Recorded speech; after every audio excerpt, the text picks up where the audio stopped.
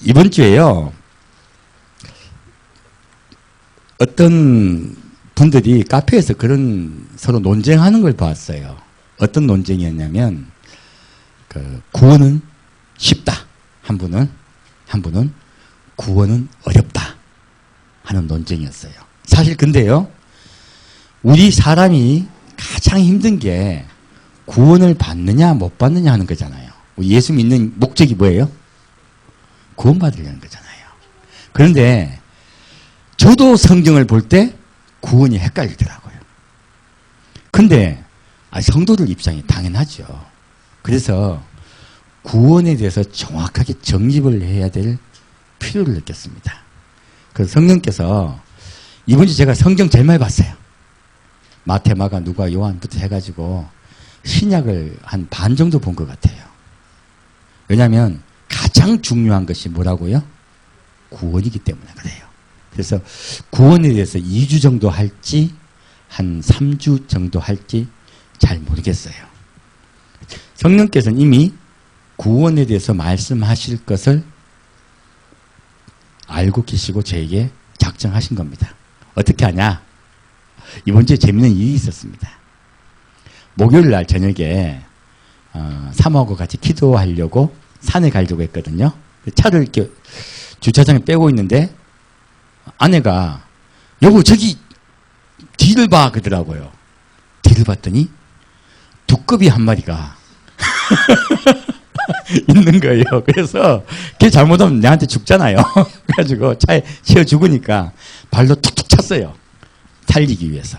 이놈이 안 가려고 하는 거를 겨우겨우 차가지고 전봇대 앞에 붙이고 산에 가서 기도를 하고 내려왔어요. 내려왔더니 제가 이제 주차를 쭉 했거든요. 쭉 하고 아내가 하는 말이 여보 좀 이상해 그래. 왜? 그러니까 두꺼비가 있는 것 같아 그러더라고요. 깜짝 놀랐죠. 나가봤더니 제가 주차하고 쭉 바퀴가 들어왔는데요. 그 사이에 두꺼비가 있었던 거예요. 얘가 배 터져 죽을 뻔했네. 얼마나 놀랐겠어요. 그 얘가 지금 이 주차하는 이 도로에 있으면 되겠어요, 안 되겠어요? 안 되죠. 그래서 두꺼비를 어떻게든 숲으로 보내려고 발로 이렇게 막 찼어요. 그랬더니 안 가려고 발버둥 치는데 제가 막 발로 차면 도망가는데 자, 두꺼비가 제가 원하는 숲 쪽 방향으로 도망가면 좋을 텐데요. 거기로 안 가고 자꾸 어디로 도망가냐면 엉뚱한 데로 자꾸 도망가는 거예요. 발로 밀고 이렇게 막고 난리가 났었습니다. 두꺼비가 너무 힘드니까 조그맣고 예쁜 두꺼비 사실요. 새끼 두꺼비야.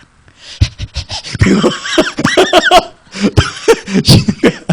그러다가 또 한참 또 쉬려고 했는데 10분이나 걸렸어요. 10분이나 걸려가지고 정말 저도 힘들게 발로 옆으로 돌리고 못 가게 하고 말리고 안 되면 발로 차고 별짓을 다 해가지고요. 두꺼비를 겨우 숲으로 보냈어요. 그리고 안심하고 들어간 거예요. 그때 머리에 스치는 생각이 있었습니다. 저번에 두꺼비를 만났을 때요. 그 두꺼비가 맨홀에 빠지려고 했어요. 제가 그래서 그 두꺼비가 죽을까봐 발로 한번 살짝 밀었더니 도로 가서 제가 한 번 더 발로 뻥 쳤어요. 그랬더니 빙글빙글 돌아가지고 탁 서더니 이 두꺼비가 어떻게 해요? 그 맨홀 아닌 쪽으로 가버렸어요. 그래서 금방 살아났거든요. 그 두꺼비는 죽지 않고 금방 살아났어요. 근데 이 두꺼비는 이번 주 목요일날 봤던 두꺼비는요. 살리려고 제가 아주 막 10분 동안 씨름을 한 거예요. 두꺼비하고. 두꺼비 입장에서는 제가 얼마나 미웠겠어요. 얼마나 무서웠겠어요. 하나님 입장에서는 우리를 살리기 위해서 우리 입장에는 무서워. 힘들어. 내 인생에 많은 시련과 환난과 고난이 왜 있다고요? 알고 보니까 우리를 살리려고 해. 말 잘 들으면 금방 시련이 끝날 텐데 우리 말 엄청 안 듣습니다. 그러니까 10분 동안 제가 씨름을 하면서 이 두꺼비가 내가 얼마나 미울까. 하지만 나는 이 두꺼비를 너무너무 사랑해서 그러고 있잖아요. 그래서요 깨달은 거예요. 하나님은 우리를 살리려고 하는 수많은 인생의 풍파들이 우리는 너무너무 하나님이 원망스럽고 힘들었는데 하나님 입장에는 뭐라고요? 우리를 살리려고 하는 그분의 사랑이라는 거예요. 제가 사랑해서 발로 찼지 걔가 미워서 찾겠어요.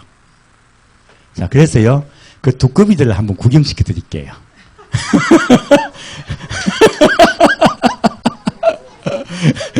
이 두꺼비가 저기 저 산에 기도를 가서 발로 한두 번 차가지고 내 노래 안 빠진 두꺼비예요. 자, 밑에 거요. 이 숲으로 도망가는 거 보이죠? 이게 아니가 이제 숲이에요. 이 두꺼비는 제가 겨우겨우 숲으로 도망간 두꺼비. 그래서 도망가는 마지막 장면이에요. 네, 됐습니다, 이제. 화면 제로 돌려주시고요. 여러분, 제가 이걸 보고서 깨달은 게 구원은 과연 쉬운가? 어려운가예요. 사실요, 예수님은 구원을 쉽게 만드셨을까요? 어렵게 만드셨을까요? 사실 쉽게 만들었습니다. 근데 누가 그 예수님이 만드신 프로그램 따라 안 가니까 구원이 어려워진 거예요. 사실은요, 우리가 힘들게 만드는 거예요. 성경 내에는요, 구원이 너무너무 쉽게 적어 놓은 것도 있고요, 구원을 너무너무 어렵게 적어 놓은 구절도 많아요. 그리고 성경을 보았더니 너무너무 쉽게 구원받는 분들이 많아, 의외로. 근데 구원받으려고 엄청 애먹는 분들도 많습니다. 니고데모 같은 경우는 얼마나 욕을 많이 먹었습니까? 그리고 그 혈루병 앓는 여인은요, 살짝쿵 예수님 옷만 잡았더니 예수님 뭐라 했습니까? 내 믿음이 너를 구원했으니 했어요. 얼마나 구원시켜 받았습니까? 그러면요, 구원은 쉬울까 어려울까 하는 거예요. 예수님이 제시하시고 계시는 구원에 대해서 자세히 우리가 알게 되면, 그리고 그 말씀대로 따라가면 구원이 쉬울까요 어려울까요? 쉬워요. 근데 그 말씀대로 안 따라가면요, 구원은 너무너무 어렵고 힘들게 되는 거예요.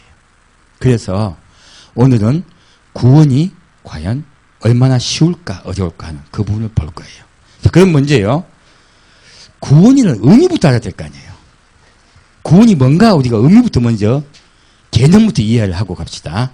성경은요, 구원이 무엇인가에 대해서 말씀하고 계십니다. 자, 보겠습니다. 마태복음 1장 보겠습니다. 마태복음 1장 21절이요.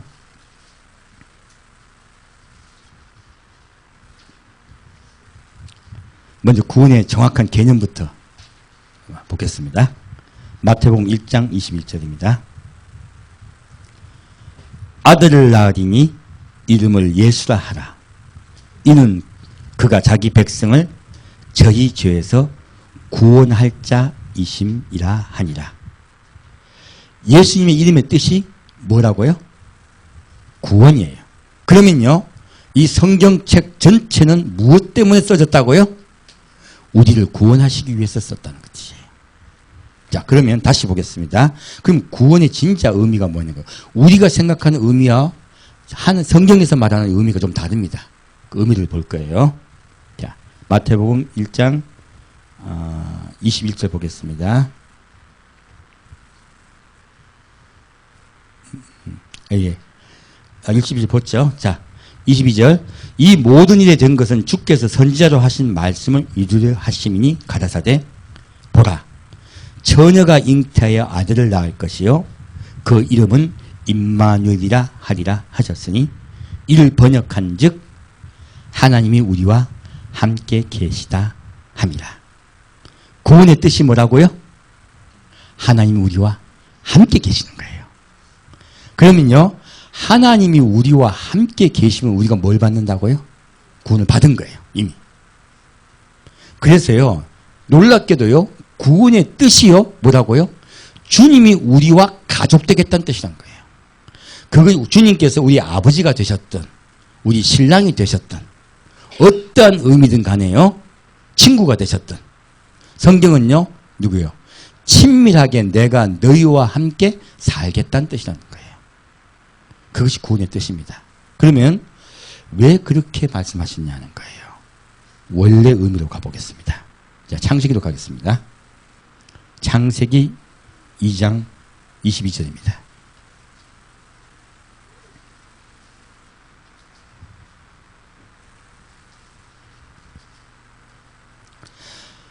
창세기 2장 22절입니다. 여호와 하나님이 아담에게 취하신 그 갈빗대로 여자를 만드시고 그를 아담에게로 이끌어 오시니 아담이 가로되 이는 내 뼈 중에 뼈요 살 중에 살이라. 이것을 남자에게서 취하였은즉 여자라 칭하리라 하니라. 지금 뭐라고 말하고 있어요? 아담이요 하와를 뭐라고 이야기하고 있습니까? 이는 내 뼈 중에 뼈요 살 중에 살이라 했어요. 이는 내 몸 중에서도 가장 귀한 몸이라는 이야기죠. 내 생명보다 더 사랑한다는 이야기예요. 원래 하나님이요 우리 사람과 사람 사이를 어떻게 만드셨다고요? 서로 사랑하되요 생명보다 더 사랑하게 만드셨다는 뜻이에요. 내 생명같이 사랑하게 우리 사람을 창조하셨다는 뜻입니다. 자, 그 더 진정한 의미를 보겠습니다.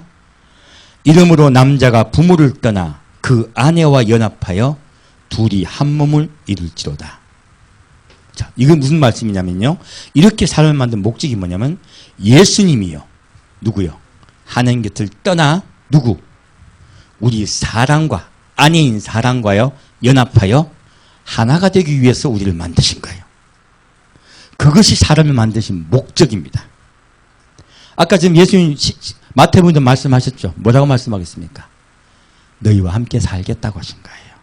처음부터 주님은요 우리와 함께 하나가 되어 살려고 사람을 만드신 거예요. 자, 그렇게 만들어졌을 때 어떤 일이 일어났느냐? 아담과 그 안에 두 사람이 벌거벗었으나 부끄러워 아니하니라. 우리가 서로 하나일 때 벌거벗었다고 부끄러워합니까? 애기들 부끄러워합니까? 엄마 앞에서? 안 부끄러워하죠. 그것이 뭐냐면요. 하나일 때는요. 너와 내가 없어요. 사실. 그런데요. 지금 우리 그렇습니까? 우린 분명히 너와 내가 있습니다. 우린 분리되어 있습니다. 성경은요. 연합을 이야기하고 있습니다. 처음 아담과 하와가 하나님 앞에 벌거벗었을 때 부끄러워 안 했습니다. 처음에 창조되었을 때 사람은요. 하나님과 연합하여 하나였어요. 자, 다시 3장으로 가겠습니다. 3장 5절요. 근데 그 연합이 깨집니다. 그러면 예수님이요. 우리를 구원하러 오신 목적은 뭐라고요? 원래 사람을 만드셨던 그 목적을요. 회복하기 위해서예요. 회복하기 위해서입니다. 자, 보겠습니다. 왜 그렇게 파괴가 되는지 보겠습니다. 너희가 그것을 먹는 날에는 너희 눈이 밝아져 하나님과 같이 되어 선악을 알 줄을 하나님이 아심이니라. 아담과 하와에게요. 마귀가 선악과를 먹으려고 할 때 뭐라고 했냐면 너희 눈이 밝아져 누구와 같이 된다고요? 하나님과 같이요. 지금 마귀가 하고 있는 일은 뭐냐면요. 하나님과 하나였던 아담과 하와를 하나님과 분리하는 작업이에요. 하나님과 분리가 되고 있죠. 하나님 같이 높아지라고 얘기하고 있어요. 하나님이 보이라고 얘기하고 있어요. 무엇입니까? 하나님과 사람을 분리시키는 거예요. 무엇으로? 욕심으로요. 자, 그러자 여자가 그 나무를 본즉 먹음직도 하고 보암직도 하고 지롭게 할 만큼 탐스럽기도 한 나무인지라. 여자가 그 실과를 따먹고 지금요 먹음직하고 보암직하고 지롭게 할 만큼 탐스럽다는 이것이요 우리 사람들이 짓는 죄의 일종들입니다. 전부 다요. 이것들은 나중에 살펴볼 거예요. 여자가 그 실과를 따먹고 자기와 함께한 남편에게도 주매 그도 먹은지라. 죄는 전념성이 강합니다. 죄짓자면 서로 좋아갖고 같이 치워. 그래가지고 누구 욕하면 같이 잘해. 죄는 전념성이 굉장히 강합니다. 지금 마찬가지죠. 사랑은요 회복하기가 쉽지가 않아요. 그 단점이 있습니다. 자, 그 결과예요. 이에 그들의 눈이 밝아 자기들의 몸이 벗은 줄 알고 무화과 나무 잎을 엮어 치마를 하였더라. 무엇이에요? 죄를 지었더니요, 아담과 하와가 서로 또 분리가 되어버렸어요. 하나님과도 분리가 되어버렸습니다. 그들은 벗은 줄 알았죠. 뭐가 남편 역습니다. 무엇입니까? 너와 내가 연합하여 하나였던 사람이요, 분리가 되어서 우리가 아닌 너와 내가 되어버린 거예요. 또 누구와도 분리됐습니까? 하나님과의 사이도 분리가 되어버렸어요. 그래서요, 사실요, 죄의 엄밀한 의미는 무엇인지 아십니까? 죄의 진짜 의미는요, 하나님과 분리된 걸 이야기하는 거예요. 하나님과 분리되면 구원받지 못합니다. 그것이 죄예요. 그래서 이 세상에서 아무리 선하고 깨끗하게 살아도요, 하나님과 분리된 사람은요, 죄인이에요. 죄 중에 죄를 먹고 마시는 거예요. 성경은 그것을 명확하게 이야기하고 있습니다. 예수님은요, 우리와 다시 연합하여 하나 되려고 오신 거예요. 그리고 같이 살려고 오신 것입니다. 그것이 구원입니다. 성경 그것을 명확하게 이야기하고 있습니다. 자, 다시 요한복음 3장 보겠습니다. 그러면요, 구원을 어떻게 받아야 되느냐 하는 거예요. 이제 방법론에 들어가겠습니다. 자, 요한복음 3장 14절 보겠습니다. 우리가 가장 잘 아는 구절이에요. 근데 이 구절이요, 문제가 있습니다. 여러분 성경을 보실 때요, 한 구절 한 단락만 가지고 이야기하는 경우 참 많거든요. 이건 뭐냐면, 우리 같은 일을 하고 있어요. 근데 내가 웃다가 이빨을 딱 보였어. 근데 이걸 스냅 사진 찍었어. 제가 여러분에게 전달하고자 하는 건 이빨이겠어요? 웃는 거겠어요? 웃는 거죠. 근데 이빨이 나온 장면만 보여주면 정확하게 예수님의 뜻이 전달이 되겠습니까? 아니면 전달이 안 되겠습니까? 그래서요, 성경 구절 한 구절만 가지고 성경을 구원에 대해서 이야기하는 것은요, 일종의 스냅 사진과 같은 것이에요. 사실은요, 돌려가면서 정확한 의미를 이해해야 됩니다. 성경 속에서 그것들을 찾아가지고 연결을 시키고 연합을 시켜야 돼요. 그래야 하나의 동영상이 돼요. 정확한 뜻이 이해가 될 수 있습니다. 자, 보겠습니다. 모세가 광야에서 뱀을 든 것 같이 인자도 들려야 하리니 이는 저를 믿는 자마다 영생을 얻게 하려 하심이니라. 무엇을 믿어야 구원을 받는다고요? 예수 그리스도의 십자가 못 박혀 돌아가심, 우리 죄를 대신 지신 것, 우리가 죄인인 것, 우리가 그분을 바라보는 것 외에는 우리가 구원받을 수 없다는 것이에요. 그것을 바라보신 것, 그것을 믿는 것, 그것이 구원이라고 성경은 말하고 있습니다. 이걸 먼저 읽고 밑을 읽어야 돼. 근데 우리는 뭐만 외웠습니까? 하나님이 세상을, 이것만 했잖아요. 그래서 부족하게 제가 전합당한 거예요. 이 이유에는 무엇이 나온 줄 아십니까? 예수님 말씀하십니다. 사람이 물과 성령으로 거듭나지 않으면 하늘나라에 갈 수 없다고 말씀하고 계세요. 예수님 쭉 지금 니고데모하고 이야기하고 계신 거예요. 이것들을 전체를 잘 살펴봐야 돼, 사실은. 그래야 예수님 말씀하신 구원이라는 의미를 이해가 되는 거예요. 이 밑에 성경 구절 하나만 가지고 자꾸 일을 하다 보니까 왜곡된 겁니다. 구원이요. 자, 보겠습니다. 하나님이 세상을 이처럼 사랑하사 독생자를 주셨으니 이는 저를 믿는 자마다 멸망치 않고 영생을 얻게 하려 하심이니라. 하나님은요, 누구요? 믿는 자마다 전부 다 구원하려고 하세요. 그것이 그분의 뜻입니다. 그분은요, 내가 그렇게 하겠다고 하시는 거예요. 의지를 나타내시는 거예요. 그러면요, 어떤 자요? 믿는 자마다예요. 멸망치 않고 영생을 얻게 해주시겠대요. 구원해 주시겠대요. 그러면요, 믿는 자, 믿는다는 뜻이 뭘까 하는 거예요. 믿는다는 뜻을 우리가 정확히 또 이해를 해야 되겠죠. 어떤 분 자꾸, 자, 성경은요, 마음으로 믿어 입으로 시인하라고 적혀 있습니다. 근데 뭐라고 자꾸 말하면, 입으로 시인하면 구원받는다고 잘못 가르쳐요. 마음으로 믿어야 합니다. 그것이 성경은 말하고 쓰고 계신 거예요. 그래서요, 믿는다는 개념도요, 더 명확하게 더 우리가 이해를 할 필요가 있습니다. 자, 그러면 정말 구원받는다는 구체적인 걸 좀 더 들어가 보겠습니다. 이것은요, 예수님의 의지예요. 하나님의 의지입니다.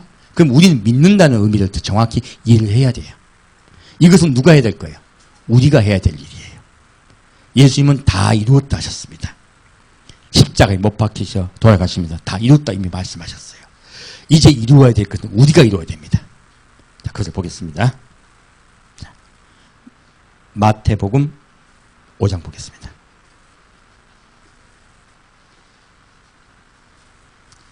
마태복음 5장 1절이요. 마태복음 5장 1절 보겠습니다. 예수께서 무리를 보시고 산에 올라가 앉으시니 제자들이 나온지라.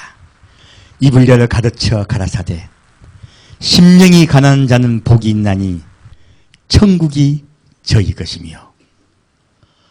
성경을 봤더니 구원이 너무 쉽게 적혀있네요. 어떤 자가 복이 있다고요? 심령이 가난한 자는 복이 있대요. 그리고 바로 뭐라고 하고 있습니까? 아까는요, 구원을 얻게 하려 하신다고 하셨죠. 이것은요, 예수님의 의지예요. 근데 이 말은요, 나의 행동입니다. 그걸 구분해서 보셔야 돼요. 지금 이것은요, 심령이 가난한 자는 복이 있느니 어떻게 해요? 천국이 저희 것이며. 심령이 가난한 자는 어떻게 된다고요? 구원받는다예요. 그러면요, 심령이 가난하다는 뜻이 도대체 뭘까 하는 거예요. 팔복은요, 지금 심령이 가난한 복이 있나니 천국이 저희 것이며 해놓고 뒤에 쫙 말씀이 나옵니다. 이 말씀의 내용들이 뭐냐면 성화의 과정들이에요. 사실 그것들도 하나하나 살펴보면 얼마나 은혜된지 모릅니다. 나중에 또 그것을 살펴보는 시간을 가질 겁니다. 지금은요, 그러면 구원에부터 먼저 볼 거니까요. 그럼 심령이 가난하다는 뜻이 무언가 하는 거예요. 자, 보겠습니다. 마태복음 11장이요. 마태복음 11장 25절 보겠습니다.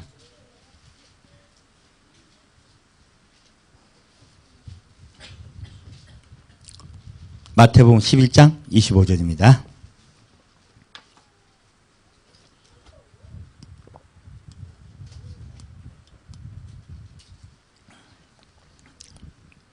그때 예수께서 대답하여 가라사대 천지의 주제이신 아버지여 이것을 지혜롭고 슬기 있는 이것을 말씀하고 구원을 말씀하신 것입니다. 위에 성경을 보면 그렇게 나와 있어요. 이것을 지혜롭고 슬기 있는 자들에게는 숨기시고 어린아이들에게는 나타내심을 감사하나이다. 누구에게 구원을 나타내셨다고요? 어린아이들이요. 심령이 가난하다는 이야기는 어린아이라는 이야기 뜻도 되는군요. 자, 또 보겠습니다. 옳소이다. 이렇게 된 것이 아버지의 뜻이니이다. 내 아버지께서 모든 것을 내게 주셨으니 아버지 외에는 아들을 아는 자가 없고 아들과 또 아들의 소원대로 계시를 받는 자 외에는 아버지를 아는 자가 없느니라. 이 말씀 굉장히 중요합니다. 자, 지금 여기 말씀을 보면요, 아버지를 누구만 아신다고요? 예수님만 아신다고 하셨어요. 또 그리고요, 누구요? 아들의 소원대로 계시를 받는 자예요. 계시를 받는 자입니까? 아니면 아들의 소원대로 계시를 받는 자입니까? 아들의 소원대로 계시를 받는 자입니다. 지금요, 계시가 차고 넘쳤습니다. 얼마나 많은 계시를 받는지 몰라요. 근데 여러분 구분해 보셔야 돼요. 그 계시가 하나님으로부터 온지 안 온지 알려면 무엇을 봐야 된다고요? 그 계시가 아들의 소원대로 받는 계시인지 아닌지 알아야 된다는 거예요. 그래야 하나님을 안다고 했어요. 그래서 그 계시가 많이 하나님 주신 계시란 말씀이에요. 아들의 소원이 뭡니까? 예수님이 얼마나 소원했으면 이름을 구원이라고 지었겠어요. 본인 이름을. 예수님의 소원이 뭡니까? 우리를 구원시키는 것이에요. 그러면 계시는요, 우리를 구원하는 대로 인도하는 메시지예요. 그것만이 하나님께서 나온 겁니다. 하나님께로부터 나온 것입니다. 수고하고 무거운 짐진 자들아 다 내게로 오라. 내가 너희를 쉬게 하리라. 이 수고하고 무거운 어떤 짐입니까? 죄짐입니다. 우리는 죄짐 때문에요, 수고하고 무거운 짐을 져야 돼요. 그 결과요, 아담과 하와는 땀을 흘려야 됩니다. 그리고 아이를 낳는 고통이 더해져 있어요. 그래서 뭐라고 말씀하십니까? 그 죄짐을 내가 너에게 쉬게 하리라 말씀하신 거예요. 한 명만 오라? 누구가 오라 했습니까? 다 오라 했습니다. 주님은요, 우리 인류 전체를 부르셨습니다. 내가 너희를 쉬게 하리라 했어요. 우리의 죄짐을 우리 주님께서요, 없이 해주시겠다는 뜻이에요. 뒤에 보겠습니다. 나는 마음이 온유하고 겸손하니 나의 멍에를 메고 내게 배우라. 그리하면 너희 마음이 쉼을 얻으리니. 자, 여기 보면요, 이는 내 멍에는 쉽고 내 짐은 가벼움이라 하시니라. 예수님은 본인에 대해서 소개하고 계십니다. 이제 본인이 어떤 분인가를 우리에게 밝히고 계세요. 예수님 어떤 분이요? 마음이 온유하고 겸손한 분이세요. 온유하다는 뜻은요, 순하고 그리고 남을 사랑한다는 뜻입니다. 예수님 스스로 자기를 나는 사랑이라고 말씀하고 계세요. 그리고 한 가지 더 말씀하고 계십니다. 나는 겸손하다고 말씀하고 계세요. 그리고요, 쉼을 어떻게 얻을 수 있냐면요, 온유하고 겸손하니 나의 멍에를 메라고 했어요. 여러분, 멍에가 뭔지 아세요? 이제 멍에가 뭐냐면요, 밭에 나가서 소를 갖다 끌고 밭을 갖다 할 때 소화기기에 나무로 해놓은 거예요. 뒤에서 어이 하면 소가 따라서 가요. 뭐냐면 이거는 어렵다는 뜻이 아니고요, 소가 자기 마음대로 가면 돼요, 안 돼요? 안 돼요. 아까 저 두꺼비가 지 마음대로 가려니까 제가 고생했잖아요. 그 이야기예요. 예수님 말씀하신 대로요, 나의 멍에를 메고는요, 내가 너희를 어떻게 해요? 인도하겠다는 뜻이에요. 내가 너희와 동행하며 너희를 인도해 줄 것이란 말씀이세요. 그래서요, 내가 인도하는 대로 가면이에요. 그래서 나의 멍에를 메고 그리고 내게 배우라 했어요. 우리가 예수님께 배울 게 있는 거야. 예수님 인도하신 따라 갈 때요, 어떻게 해요? 쉼을 얻게 돼요. 처음에 예수 믿고 처음에 예수님 십자가 부어진 내가 믿어졌어요. 그렇다고 내 마음이 쉬워지던가요? 아니요. 예수님 그 십자가 믿으니까 너무너무 좋아. 그래서 나는 예수님 너무너무 감사해서 눈물을 뚝뚝뚝 흘렸어요. 그리고 아무도 모를 때 혼자 얼마나 좋았는지 몰라요. 하지만 그 다음날 아침에 일어나서 나는 또 죄를 짓습니다. 왜요? 우리 육신은요, 죄를 자꾸 짓게 만들어요. 그래서 우리 영이 약할 때는 자꾸 죄에 끌려갑니다. 우린 속성이 그렇게 돼 있어요. 근데 예수님 그래서 뭐라고 하십니까? 나의 멍에를 메고 어떻게 해요? 내게 배우라 하신 거예요. 이 말씀 무엇입니까? 예수님의 온유하심과 겸손하심을 배우라는 말씀이에요. 내가 너희의 삶을 인도해 주겠다는 거예요. 그래서요, 성경의 가장 중요한 말씀은요, 너희는 범사의 그를 인정하라예요. 그리하면 그가 너희를 어떻게 해요? 지도하시리라요. 너희를 인도하시리라는 거예요. 이는 내 멍에는 쉽고 내 짐은 가벼움이라. 예수님이 인도하시는 것은 쉬워요, 어려워요? 주님은 분명히 말씀하셔서 쉽다고. 그리고 예수님도 멍에가 있대, 짐이 있대 또. 아까 죄짐이었죠. 지금도 무슨 짐을 지라고 하세요. 그 짐은 도대체 뭐냐는 거예요. 자, 그 부분에서 좀 더 살펴보겠습니다. 자, 마태복음 18장 가겠습니다. 마태복음 18장 1절입니다.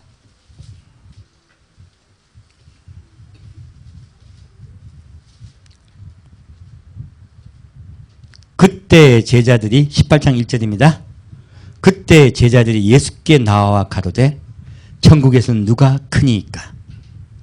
예수께서 한 어린아이를 불러 저에게 세우시고, 이게 자꾸 왜 우리가 크고 작은 자꾸 따지냐? 정확하게 말하면요, 너와 내가 생겨서 그래요. 사람이 처음에 왜 죄 지었다고요? 하나님같이 커지려고, 높아지려고.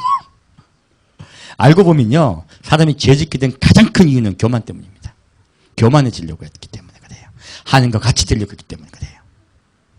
지금 그래서요, 제자들이 예수께 나와 천국은 누가 크니까? 사람은 다 똑같아. 이렇게 예수님께 열심히 배웠지만 뭐 묻고 있어요? 누가 크냐?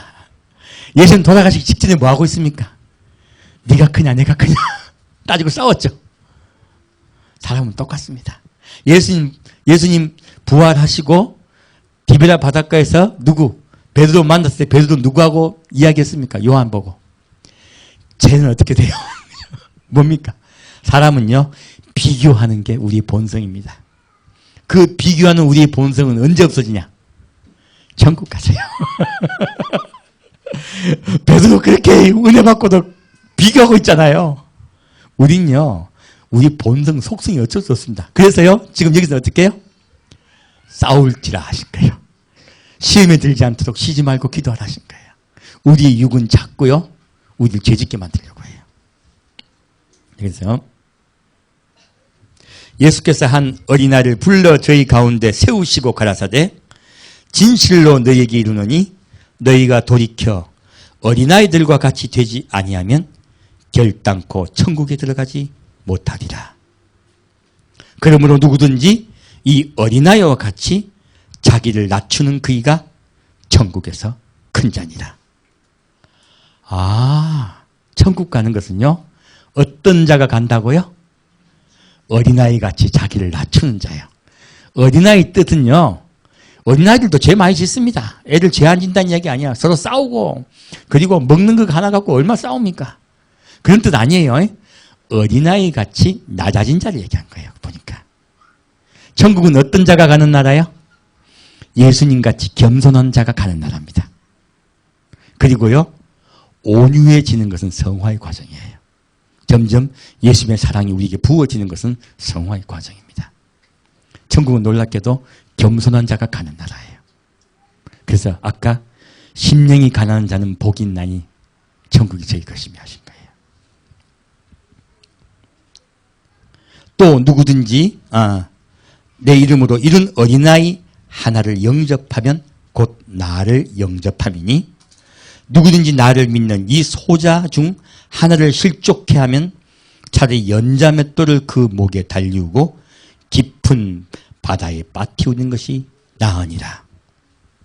지금 여기서요, 오늘 구원의 관계는 사실요, 제가 뭐라고 말씀드렸습니까? 성경을 봤더니 하나님과 우리 사이가 하나가 되는 것이고, 또 뭐요?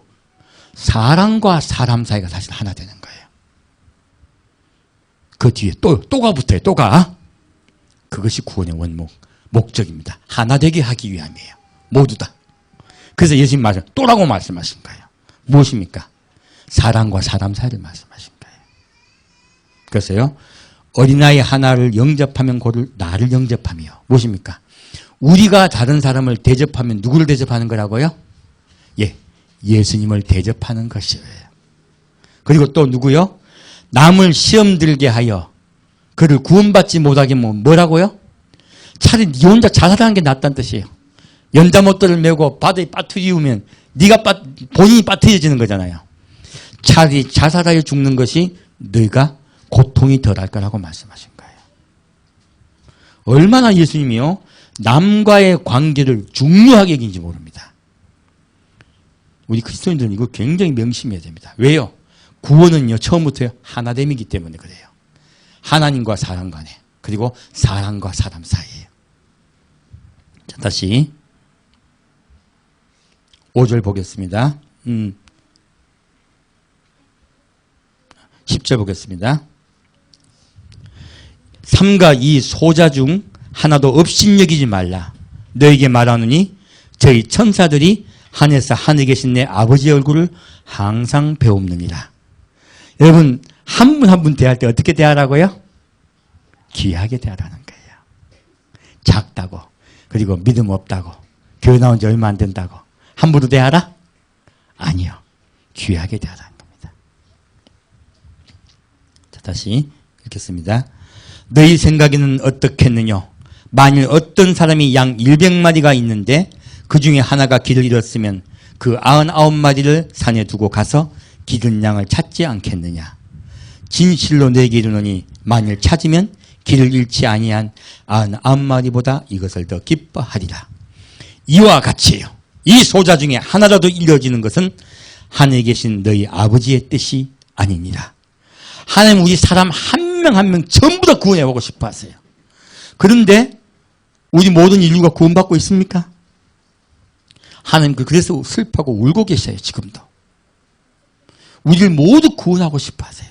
그런데 누가요? 우리가 마음의 문을 열지 않아 구원받지 못하는 거예요.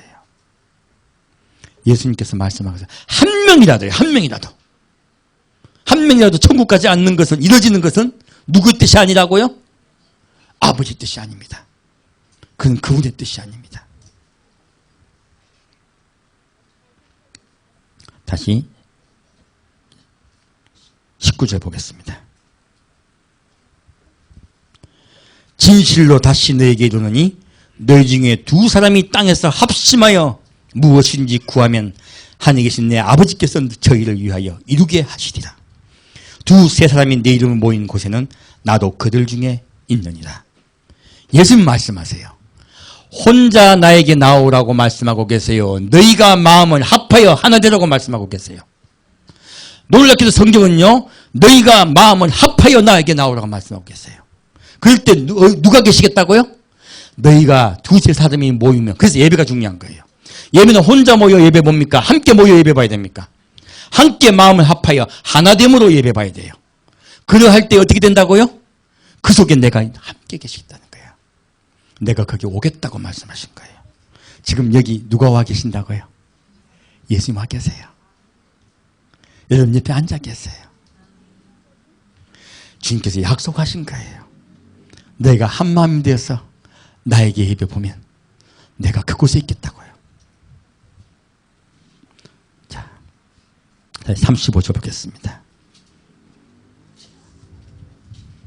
자, 함께 모일 때예요. 너희가 각각 중심으로 형제를 용서하지 아니하면 내 천부께서도 너에게 이와 같이 하시리라. 우리가 모였을 때, 사람은 모이면요, 비교하게 되고 짜증나게 되고 서로 잘못하면 오해하게 되고 다툼이 나게 돼요. 어떻게 하라고요? 용서하라요. 서로 용서하는 거예요.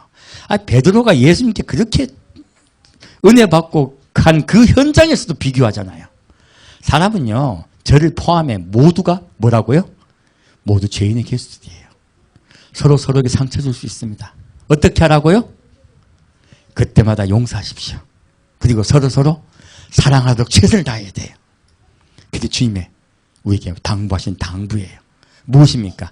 사람과 사람 사이에 하나 되게 하라는 거예요. 그것을 연습하라는 거예요.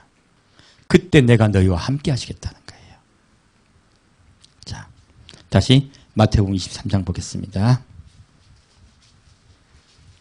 마태복음 23장 8절 보겠습니다. 놀랍게도 구원은요, 내가 겸손히 예수 그리스도 앞에 나아오는 것이고, 그 다음에요, 겸손히 우리가 하나 되는 것이에요. 알고 봤더니 창세기 원상태로 돌아가는 거예요. 벌거벗었을 때 알지 못했던 상태, 그 상태로 돌아가자고 주님께서 말씀하시는 거예요. 그것이 구원입니다. 자, 다시 보겠습니다. 마태복음 23장 8절 보겠습니다. 겸손에 대해서 말씀하셨죠. 겸손치 않은 것에 대해서 얼마나 주님께서 경계하게 말씀하실지 모릅니다. 그것에 대해서 말씀드리겠습니다. 자, 23장 8절입니다. 그러나 너희는 랍비라 칭함을 받지 말라. 너희 선생은 하나이요 너희는 다 형제니라. 여러분, 높아지고 싶으세요? 나는 장로고 나는 전도사고 에템 교회에서 내가 높은 자입니다. 저도 교회 다니면서요, 의외로 상처를 많이 받았었어요. 어릴 때는 장로님, 장립집사님한테, 커갖고는 목사님한테, 또 전도사님한테. 어떤 분이 처음에 오셔가지고 제가 아이고 반갑습니다 하고 인사를 드렸더니 그분이 그러시더라고. 우리 전사님 말씀하시죠. 저는 목사가 제일 싫어요. 목사 앞에 와가지고 얼마나 웃기던지. 제가 뭐라고 한지 압니까? 저도 목사가 제일 싫어요. 왜요? 저도 자기들 높이는 목사님한테 받은 상처들이 있어요. 그래서 그 말을 한 거예요. 제가 그런데 살면서요, 저에게 진짜 은혜 받게 한 목사님들이 계셨어요. 자기를 낮추고 겸손한 목사님들. 제 청년 때 그분들을 배웠었습니다. 그래서 그분들을 제가 늘 생각합니다. 앞에 다 나가가지고는 사자후를 토했지만 개인적으로 만났을 때 얼마나 다정했는지 몰라요. 얼마나 겸손하고 성실하게 만나주신지 몰라요. 혹시 자기가 무슨 한 말 때문에 상처받을까봐 저한테 말씀하실 때 제가 얼마나 그 목사님이 존경됐는지 몰라요. 그래서 늘 제 마음속에 조돈재 목사님, 박기den 목사님이란 그분들이 제 마음속에 있습니다. 온유하고 겸손하면요, 존경하라고 말 안 해도 존경돼요. 자, 땅에 있는 자를 아버지라 아비라 하지 말라. 너희 아버지는 하나이시니 곧 하늘에 계신 자신이라. 또한 지도자라 칭함을 받지 말라. 너희 지도자는 하나이니 곧 그리스도니라.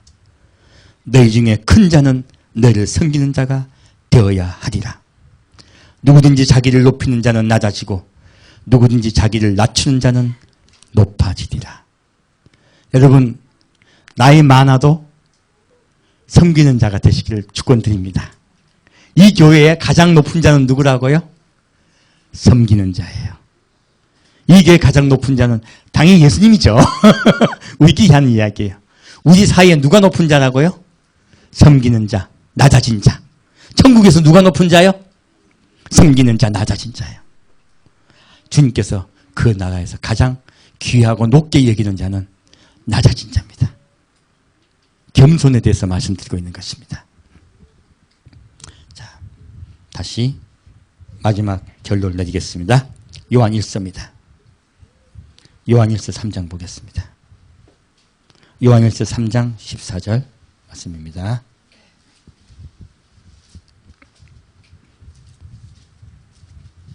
요한 1서 3장 14절입니다.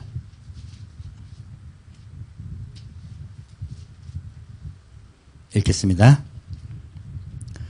우리가 형제를 사랑함으로 사망에서 옮겨 생명으로 들어간 줄 알거니와.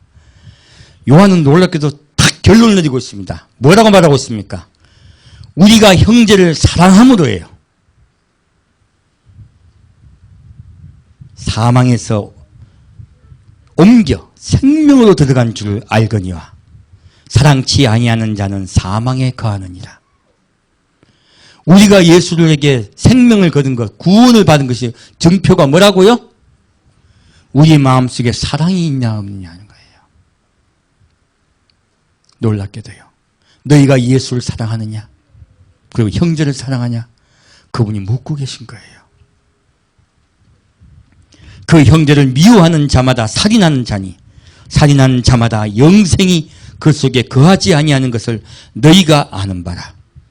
그가 우리를 위하여 목숨을 버리셨으니 우리가 이로써 사랑을 알고 우리도 형제들을 위하여 목숨을 버리는 것이 마땅하니라. 성경은 놀랍게도요, 형제를 어떻게 사랑하라고요? 생명 다해 사랑하라고 말씀하고 계세요. 놀랍게도 정확하게 말씀하고 계세요. 마음을 다하고 뜻을 다하고 성품을 다하고 목숨을 다해 주님을 사랑하고 또 이와 같이요. 또 이와 같이 형제를 내 몸과 같이 사랑을 하신 거예요. 이제 결혼하려고 하는 예비 부부들이 좀 있으시네요. 어떻게 사랑하라고요? 목숨 다해요. 생명 다해요. 누가 니들 왜 사랑해 주지 않냐고 말하지 말고요. 내가 해야 됩니다. 내가 하고 받으려고 하지 말고요. 성경은 정확히 말하고 있습니다. 주는 자가 받는 자보다 복이 있다.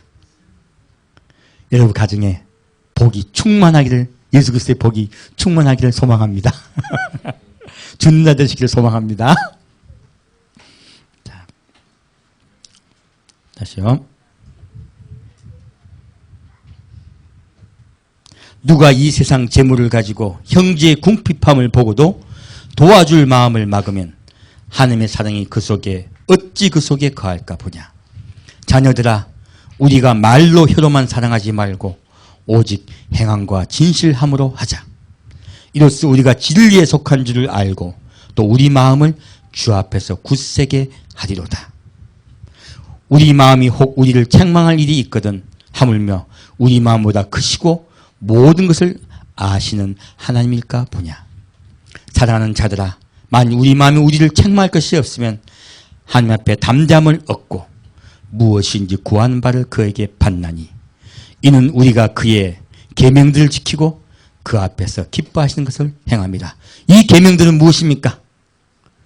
마음을 다하고 뜻을 다하고 성품을 다해 하나님을 사랑하고 또 어떻게 해요?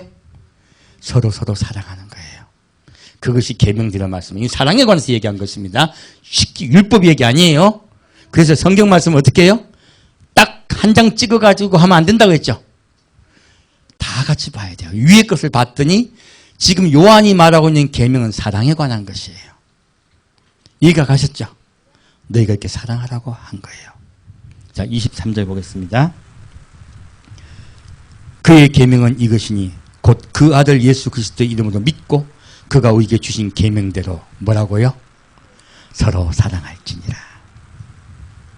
그의 계명들을 지키는 자는 주 안에 거하고 우리가 서로 사랑하면 누가 오신다고요? 주가 우리 안에 오시겠다는 거예요. 주는 저 안에 거하시나니 우리에게 주신 성령으로 말미암아 그가 우리 안에 거하시는 줄을 우리가 아느니라. 너희가 이 땅에서 서로 사랑할 때 어떻게 해요? 예수님이 우리에게 오셔서 너와 내가 하나가 될 거라 한 거예요. 구원의 뜻이 뭐라고요? 주님께서 우리와 함께 계시겠다고 하셨어요. 함께 계시겠다 하는 것은요, 어떻게 해요? 서로 사랑함으로 너와 내가 구별이 없다고 하셨어요. 함께 하나 된다는 말씀이셨어요. 창세기 처음 주님 우리 만드셨던 그때와 같이, 벌거벗었을 때 알지 못하던 그때와 같이, 아담이 하와를 목숨 걸고 사랑하던 때와 같이, 그리고 하나님을 생명 다해 사랑하는 그때와 같이, 그때도 우리가 돌아가자 하는 거예요. 내가 너희와 그때로 돌아가서 함께 영원히 살겠다고 주님께서 우리에게 약속하고 계십니다. 그리고 우리가 그렇게 되자고 말씀하고 계십니다. 우리 서로 사랑합시다. 예수님 이곳에 오셔서 우리에게 안아주시고 사랑해 주실 줄 믿습니다. 함께 드리겠습니다. 사랑하는 주님, 오늘은 구원의 정확한 뜻을 우리가 주 앞에 배웠습니다. 주님은 우리가 서로 사랑하여 하나가 되자고 말씀하고 계십니다. 당신 사랑하는 성도 한 명의 마음을 열어 우리의 마음속에 사랑할 수 있는 마음을 부어주옵소서. 주님, 우리가 잘 안 됩니다. 우린 육신이 강합니다. 우리는 우리의 생각이 강합니다. 급빛하면 섭섭합니다. 주님, 성령께서 이곳에 오셔서 우리가 날마다 싸워 이기게 하여 주옵소서. 우리가 우리를 바라보면 절망하여 오라 나는 공고한 자로다 하고 우리가 절망할 수밖에 없지만, 우리가 예수를 바라볼 때 내가 그리스도로 인하여 찬양하리로다. 그리고 주 앞에 있을 줄 믿습니다. 성령이 우리에서 역사하셔서 우리가 주를 바라보고 주를 더 깊이 사랑하여, 또한 우리가 서로 사랑이 회복되게 아버지 역사하여 주옵소서. 이곳에 성령의 은혜가 강물과 같이 흐르게 아버지 인도하여 주옵소서. 산주 예수 그리스도 이름으로 기도합니다. 아멘. 창주께 영광 돌리겠습니다.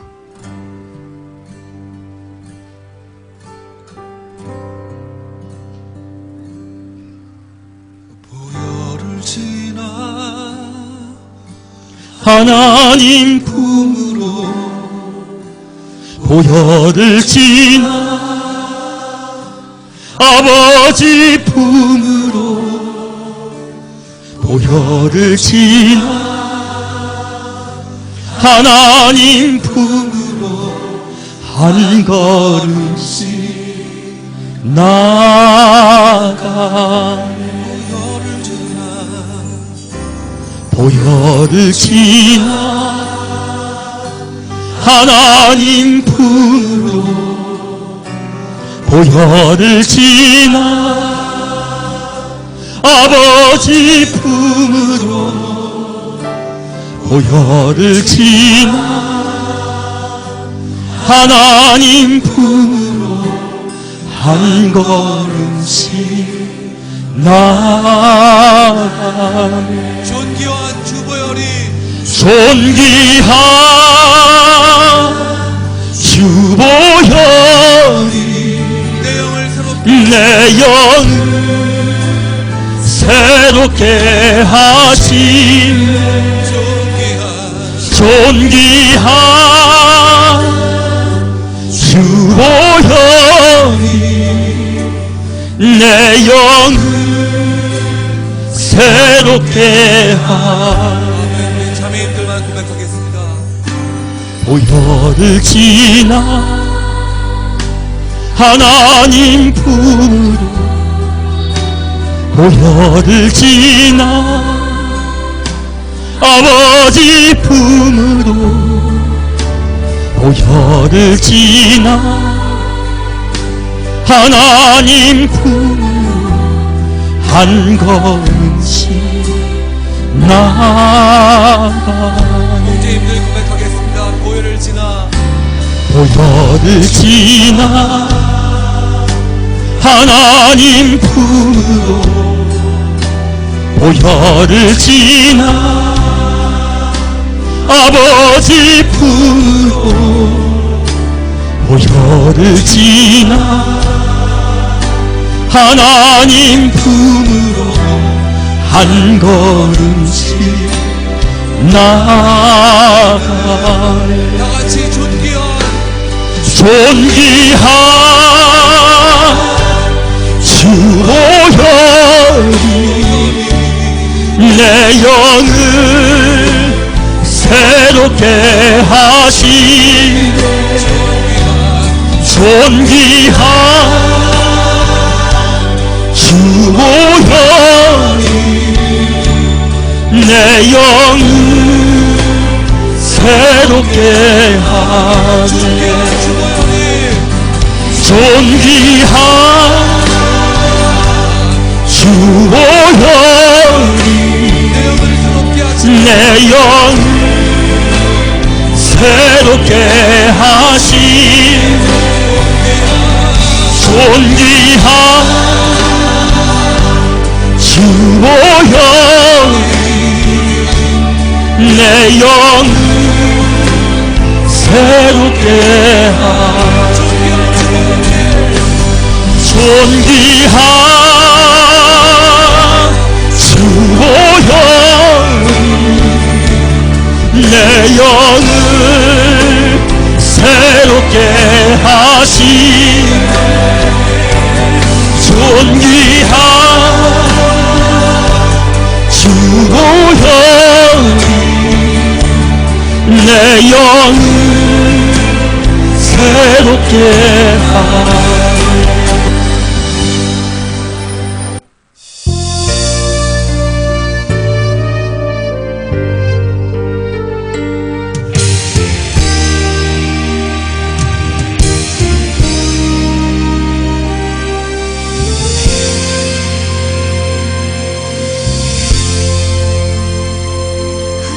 하나님의 사랑을 사모하는 자, 하나님의 평안을 바라보는 자, 너의 모든 것 창조하신 우리 주님이 너를 얼마나 사랑하시는지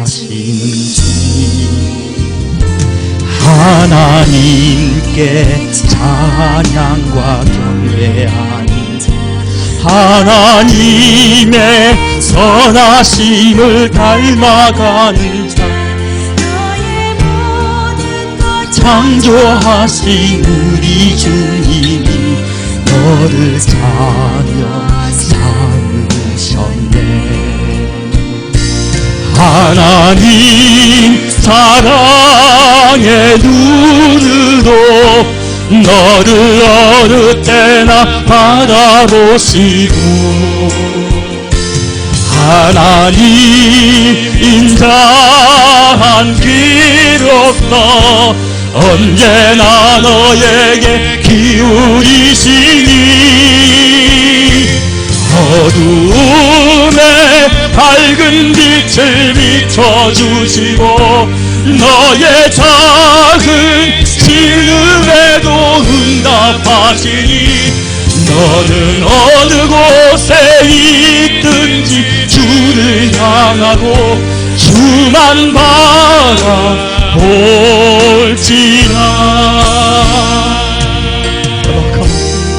내 사랑하는 자녀들아, 네 와서 내가 너를 항상 돌보고 너를 인도하노라. 아바사라, 나 인도함 따라 함께 손잡고 가자. 내가 너희를 영원히 사랑하며 영원히 너와 살리라. 함께 사랑하며 함께 영원히 살자.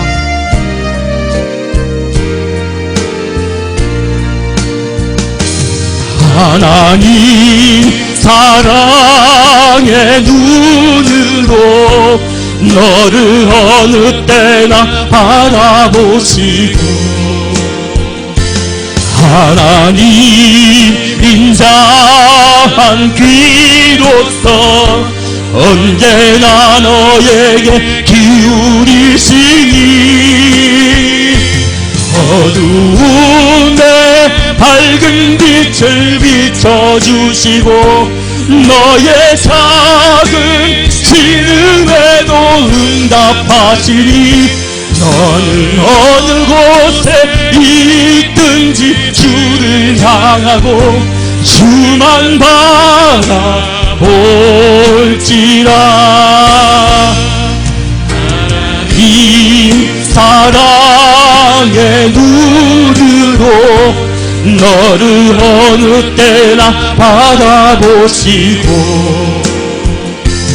하나님 인자한 귀로서 언제나 너에게 기울이시니 어두움에 밝은 빛을 비춰주시고 너의 작은 신음에도 응답하시니 너는 어느 곳에 있든지 주를 향하고 주만 바라볼지라. 주만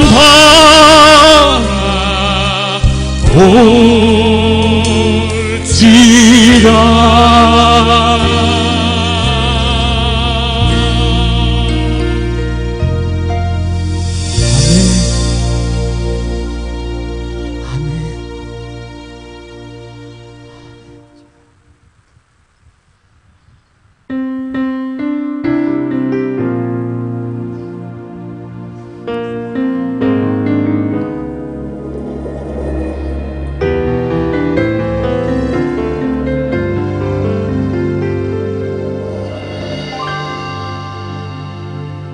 아버지 당신의 마음이 있는 곳에 나의 마음이 있기를 원해요. 아버지 당신의 눈물이 고인 곳에 나의 눈물이 고이길 원해요. 아버지 당신이 바라보는 영혼에게 나의 두 눈이 향하길 원해요. 아버지 당신이 울고 있는 어두운 땅에 나의 두 발이 향하길 원해요.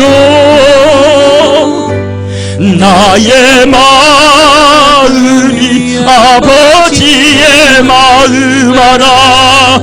내 모든 뜻 아버지의 뜻이 될 수 있기를 나의 온 몸이 아버지의 마음 알아. 내 모든 삶 당신의 삶 되기를.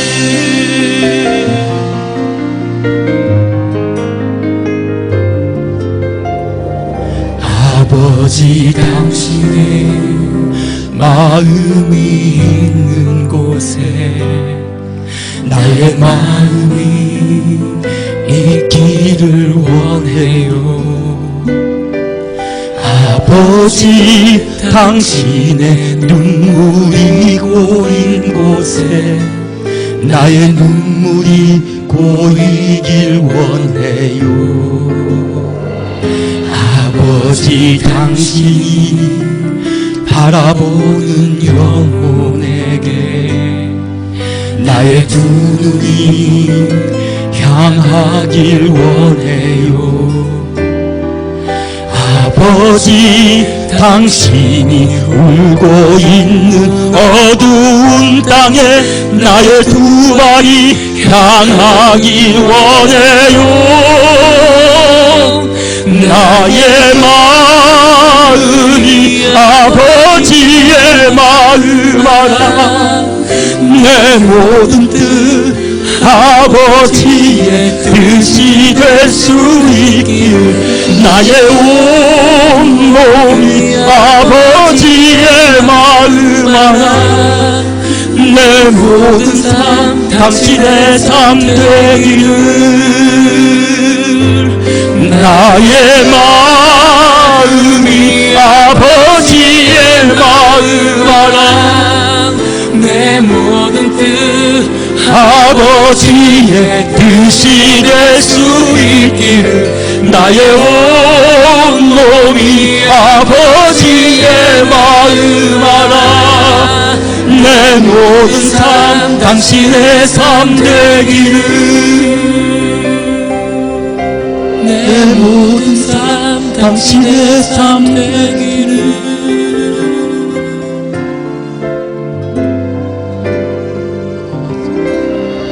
리파바 헐라카 성령님 이곳에 아버지의 마음을 부어주옵소서. 이곳에 아버지의 마음을 부어주옵소서.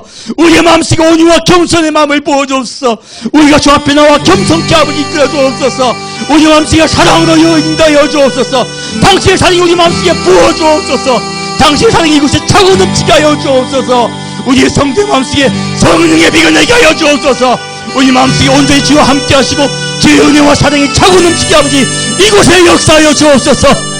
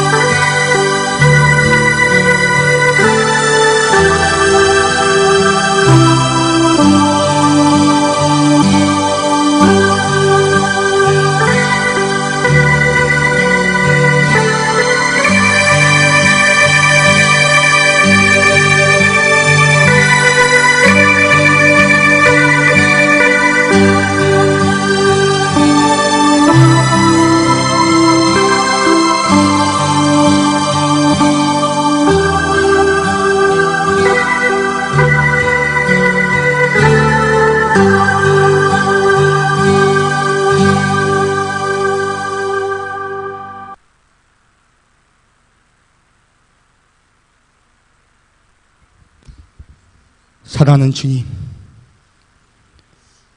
우리가 주께 하나가 되기를 원합니다. 주님과 하나 되며 또 성도 간에 하나가 되어 사랑하는 예수님을 기다리길 소망합니다. 사랑하는 주님, 이 마지막의 마지막 때 주의 음성을 우리가 듣게 하시니 감사드립니다. 우리를 구원으로 이끄신 주의 은혜를 감사드립니다. 늘 기뻐하며 주에게는 주의 구원을 늘 바라보며 나아가는 우리 성도, 날마다 죄와 싸우며 승리하는 우리 성도들에게 아버지 역사하여 주옵소서. 혹시 우리가 넘어질 때도 주를 바라보나이다. 주를 바라보면 주님께서 항상 용서하신다고 하셨사오니 늘 주를 바라보고 새 힘을 얻습니다. 성령의 우리 성도들 한 명 한 명 살아가는 발걸음마다 주께서 동행하시고 주께서 인도하여 주옵소서. 산주 예수 그리스도 이름으로 기도합니다. 이제는 마음을 다하고 뜻을 다하고 성품을 다하고 목숨을 다하여 하나님을 사랑하려는 우리 성도의 마음 속에, 또한 성도와 성도 서로 사랑하여 서로에게 화합이 있기를 원하는 우리 성도의 마음 속에 성령께서 함께 하셔서 온전히 주의 은혜와 충만하심이 함께 항상 하시기를 성부와 성자와 성령의 이름으로 축원드리나이다. 아멘.